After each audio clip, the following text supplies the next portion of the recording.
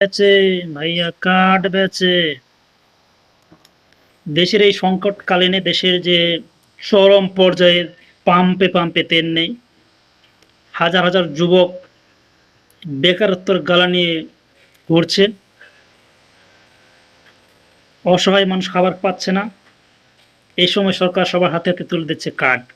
কারো হাতে প্রবাসী কার্ড, কারো হাতে হয়তো কৃষি কার্ড, কারো হাতে হয়তো ফুয়েল কার্ড।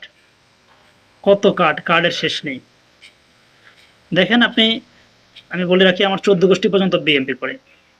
আমার জন্মের আগ থেকে আমি বিএনপি করি, কিন্তু এই বিএনপির কয়েকটি কাজকর্ম দেখে আমি কোনোভাবে সন্তুষ্ট না একজন সাধারণ জনগণ হিসেবে। কারণ সরকার এই সংকটকালীন সময়ে দেশের যে আপনার হচ্ছে যে এইসব কার্ড দিয়ে হুদায় এইসব বালচালের কার্ড দিয়ে দেশের আসলে কোনো কিছু হয় না। এসব কার্ড দিয়ে আপনি কি করবেন? হ্যাঁ, এইসব কার্ড দিয়ে মানুষ এখন আর বোকা না, মানুষ এখন সবাই সচেতন জনগণ, সচেতন নাগরিক। এখন এসব কার্ড দিয়ে আপনি কি করবেন? একজন একজন মানুষ ঘন্টার পর ঘন্টা ইসের জন্য, তেলের জন্য পাম্পে পাম্পে লাইনের লাইন দাঁড়িয়ে থাকে, কত নির্ঘুম রাত কাটানোর পরও কিন্তু তেল পাচ্ছে না। বিশেষ করে তারপর হচ্ছে আপনার হচ্ছে সাধারণ জনগণ ঠিকমতো তাদের ন্যায্য অধিকারটুকু পাচ্ছে না। বেকারত্বর গ্লানি, আমরা যারা বেকার আছি আমাদের বেকারত্ব গ্লানি আমরা কোনোভাবেই বুঝতে পারছি না। বছর পর বছর নিয়োগ হচ্ছে, কিন্তু সেখানে স্বচ্ছতা হচ্ছে না, সেখানেও কিন্তু প্রশ্ন বিক্রি হয়ে যাচ্ছে। এদেশে কিভাবে বা উন্নয়ন সম্ভব? কিভাবে বা আমরা একজন যোগ্য প্রার্থী বা কিভাবে একজন যোগ্য নেতাকে আমরা দাঁড় করাতে পারবো, যেখানে পরীক্ষার আগেই প্রশ্ন ফাঁস হয়ে যায়, যেখানে